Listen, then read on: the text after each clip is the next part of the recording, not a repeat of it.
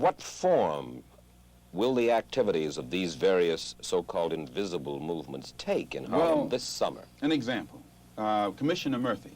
Almost every statement that Commissioner Murphy makes would give you the impression that he's encouraging the police, rank-and-file policemen, that to take whatever method or measures necessary to hold the Negroes in check. He feeds the type of statistics to the white public to make them think that Harlem is a complete criminal area, that everyone is prone toward violence. This gives the police the impression that they can then go and brutalize the Negroes or suppress the Negroes or even frighten the Negroes. Whenever something happens, 20 police cars converge on one area. This doesn't frighten Negroes. So it means that someone is either misinforming Commissioner Murphy and making him use tactics this year that he would not use 4 years ago, or that the former policeman Kennedy would not use. And this force that is so visible in the Harlem community creates a spirit of resentment in every Negro. They think they're living in a police state and they become hostile toward the policeman. They think that the policeman is there to be against them rather than to protect them.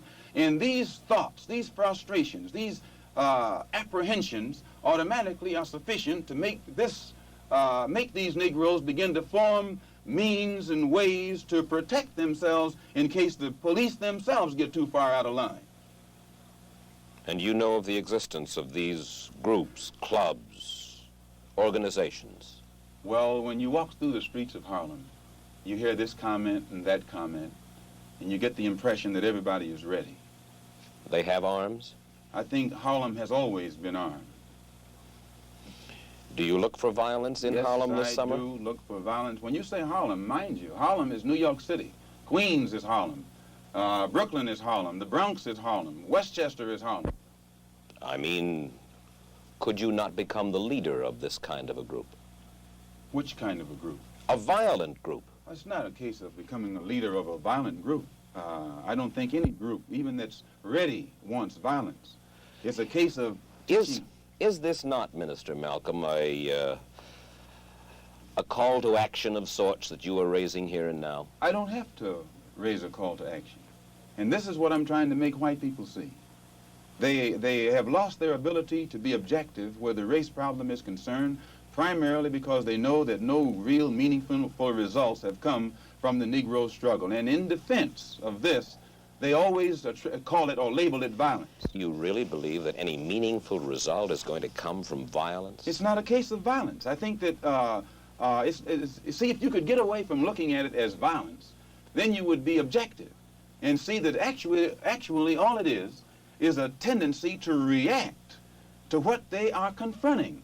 White people don't realize how frustrated Negroes have become. I think they have come to understand the Negro's frustration, but they are also of the opinion that no good can possibly come from violence. If they are of that opinion, Mike, if you think that the powder keg that's in your house is going to explode under certain conditions, either you have to remove the powder keg or remove the conditions.